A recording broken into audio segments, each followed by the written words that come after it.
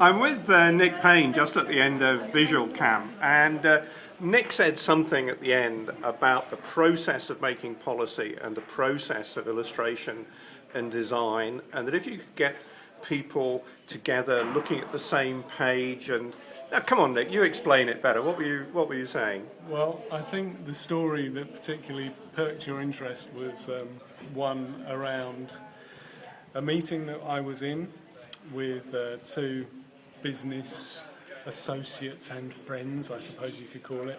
We'd had our meeting, we'd discussed the matter at hand, and then afterwards these two guys were involved in the local community association. And they began to have a discussion about the structure of the association, about which they both disagreed.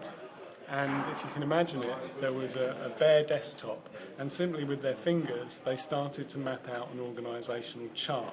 And one would say, this guy here, he needs to be working to this guy, and the other guy would say, no, this guy, he needs to be working to that guy. Anybody who'd walked in would have seen nothing on the tabletop, but they both had the organisational structure in their mind's eye. And that is what you need. You need people to be able to be talking to the same thing. And that's where the real value of visualisation comes in.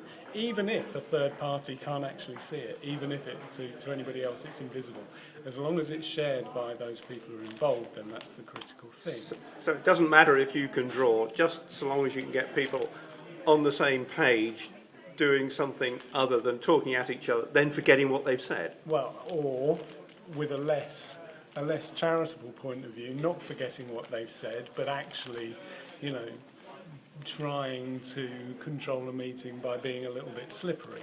So there is real value, and again, this is where I came into this, is trying to work in joined-up government in the sort of early years of the century when Labour were in, actually having people from different agencies in the same room.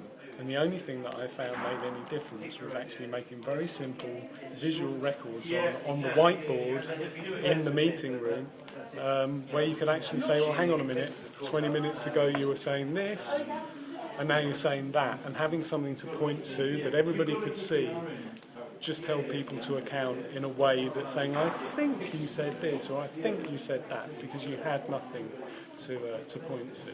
So just really basic stuff like that. And there was nothing pretty about that. There was no drawings. It was just, writing circles and arrows. If I was lucky, I got a red pen out. So that's. I think the real basics are of this as a process. Have something up that everybody can see, everybody can share, and as you say, they're all then on the same page, even if they don't agree with each other.